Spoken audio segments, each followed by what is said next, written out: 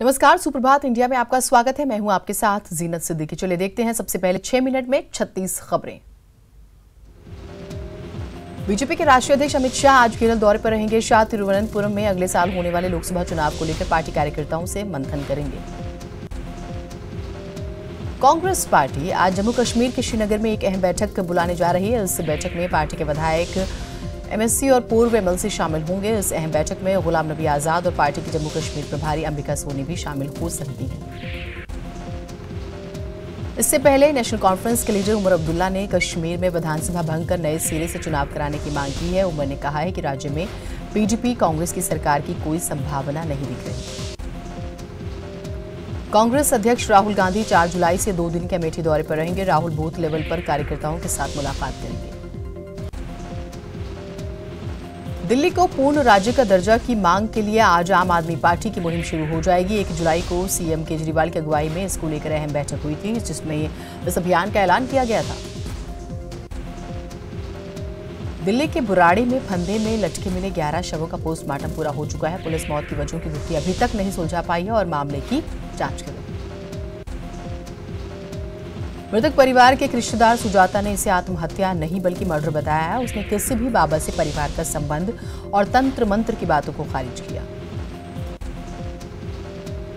महाराष्ट्र के धुले में बच्चा चोरी की अफवाह में 5 लोगों की हत्या मामले पर सीएम देवेंद्र फडणवीस ने दुख जाहिर किया। उन्होंने मृतक के परिजनों को 5 लाख रुपए का मुआवजा देने का ऐलान किया। महाराष्ट्र के धुले में बच्चा चोर समझकर 5 लोगों की हत्या पर मृतक के परिवार ने सरकार से इंसाफ मांगा और दोषियों के खिलाफ सख्त कार्रवाई की मांग की। 5 लोगों की हत्या पर डीजीपी दत्ता पारसालगीकर ने सोशल मीडिया पर फैल रही अफवाहों पर ध्यान नहीं देने की अपील की है। दत्ता ने किसी भी तरह की अनहोनी पर पुलिस को सूचित करने की अपील करने की बात कही। यूपी के हमीरपुर में इंसानियत एक बार फिर से शर्मसार हो गई। 4 दबंगों ने घर में घुसकर महिला से गैंगरेप किया, निर्वस्त्र कर गांव में भी घुमाया। मंदसौर के बाद अब सतना में घर से उठाकर 4 साल की बच्ची से रेप किया गया। इतना ही नहीं, जिला अस्पताल में इलाज के लिए मासूम को तरसना पड़ा।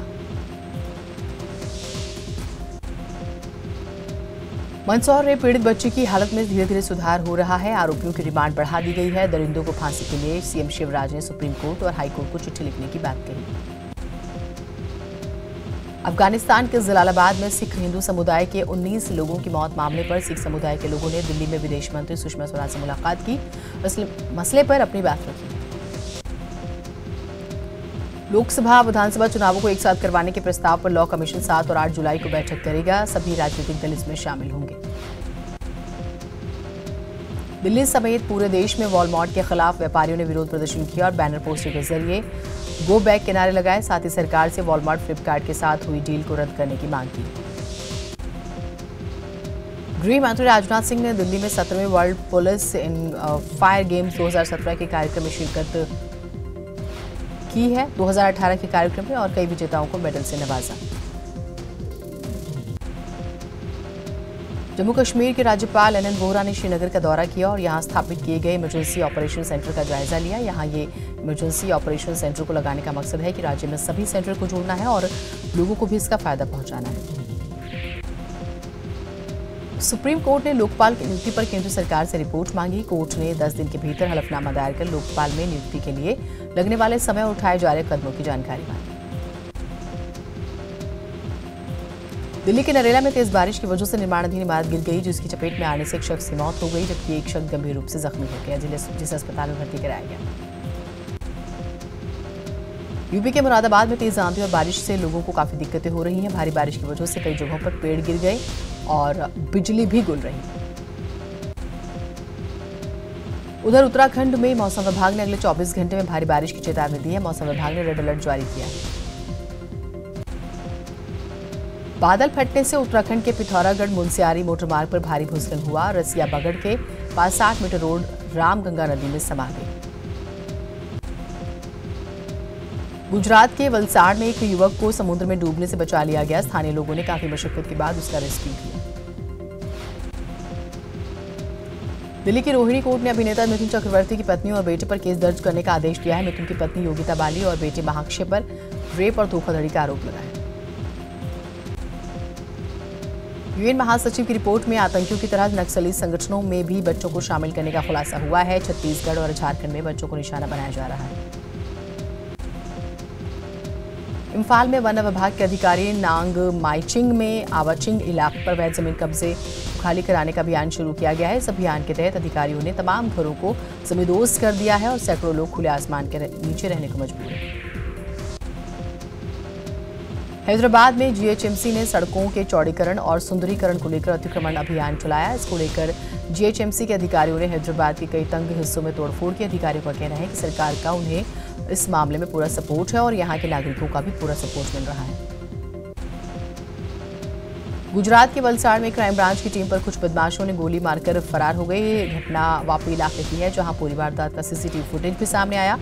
गनीमत रही कि इस फायरिंग में किसी के हताहत होने की खबर नहीं आई। हैदराबाद में एक सरकारी अस्पताल से 6 दिन के नवजात बच्चे का अपहरण का मामला सामने आया है। अपहरण का आरोप एक अज्ञात महिला पर लगा है और इसका सीसीटीवी फुटेज भी सामने आया। फुटेज में महिला साफ तौर पर एक नवजात को ले जाते हुए दिखाई दे रही है। पुलिस आरोपी महिला की तलाश कर रही है। ओडिशा के मयूरभंज में वन विभाग ने एक 7 फीट के जहरीले कोबरा का रेस्क्यू किया। ये जहरीला कोबरा एक दुकान में मिला, जिसे देखकर इसकी सूचना एक बच्चे ने वन विभाग को दी। अधिकारियों ने इसे रेस्क्यू कर सुरक्षित स्थान पर छोड़ दिया। यूपी के मुरादाबाद में 2 सांडों की आपस में जमकर फाइट देखने को मिली। इस दौरान दोनों के बीच फाइट इतनी जोरदार थी कि इसमें एक सांड की मौत हो गई। हालांकि इस बीच स्थानीय लोगों ने बचाने की कोशिश की, लेकिन हालात इतने खतरनाक थे कि वो नहीं बचा सके। अमेरिका के साथ भारत का मजबूत हो रहा रिश्ता चीन को रास नहीं आ रहा। चीन ने नसीहत दी है कि भारत अमेरिका के झांसे में न आए और चीन के विकास की रफ्तार में भारत रुकावट न बने।